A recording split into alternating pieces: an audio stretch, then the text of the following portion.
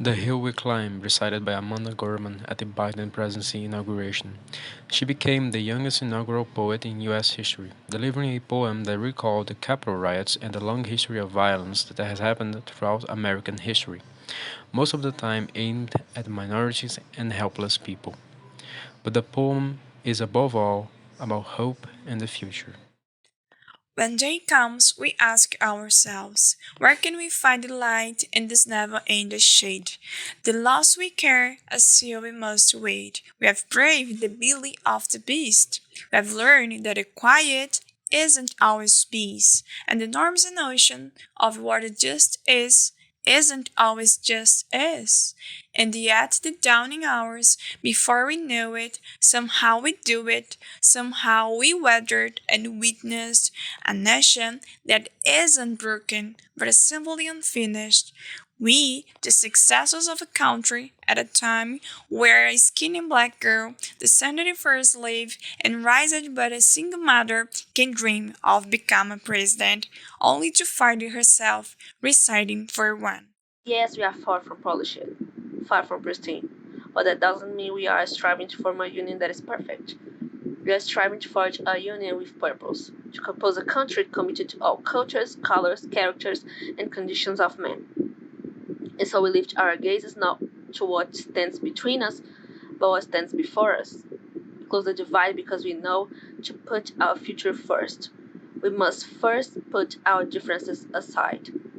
We lay down our arms so we can reach out our arms to one another. We seek harm to none and harmony for all. Let the globe, if nothing else, say this is true: that even as we grieved, we grew; that even as we hurt, we hoped; that even as we tired, we tried; that we will forever be tied together victorious, not because we will never again know defeat, but because we will never again sow division. Scripture tells us to envision that everyone shall sit under their own vine and fig tree, and no one shall make them afraid. If we are to live up to our own time, then victory won't lie in the blade. But in all the bridges we've made, there is the promise to glade, the hill we climb, if only we dare. It's because being American is more than a pride we inherit, it's the past we step into, and how we repair it. We've seen a force that would share our nation rather than share it, would destroy our country if it meant delaying democracy, and this effort very nearly succeed. But while democracy can be periodically delayed, it never can be permanently defeated. In this truth, in this faith we trust, for while we have our eyes on the future, history had eyes on us. This is the era of just redemption. We failed at its inception.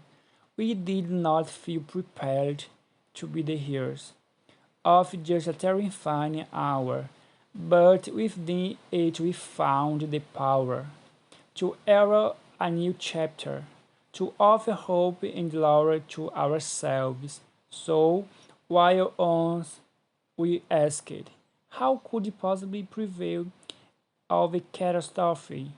Now we search, how could catastrophe possibly prevail of us? We will not march back to what it was, but move the what shall be.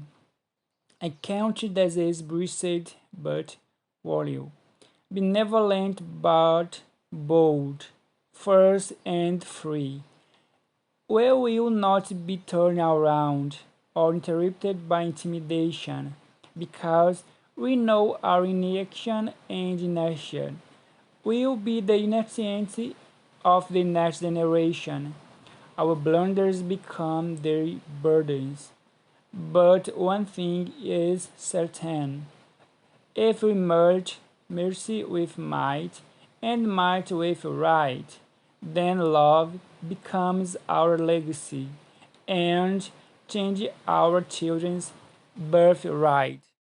So let us leave behind a country better than the one we were left with. Every breath from my bronze-bounded chest, we will raise this wounded world into a wondrous one.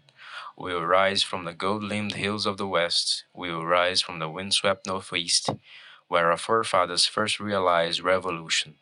We will rise from the lake-rimmed cities of the Midwestern states. We will rise from the sun-baked south. We will rebuild, reconcile, and recover. And every known nook of our nation, and every corner called a country, our people, diverse and beautiful, will emerge, battered and beautiful. When day comes, we step out of the shade, aflame and unafraid. The new dawn blooms as we free it, for there is always light, if only we're brave enough to see it, if only we're brave enough to be it.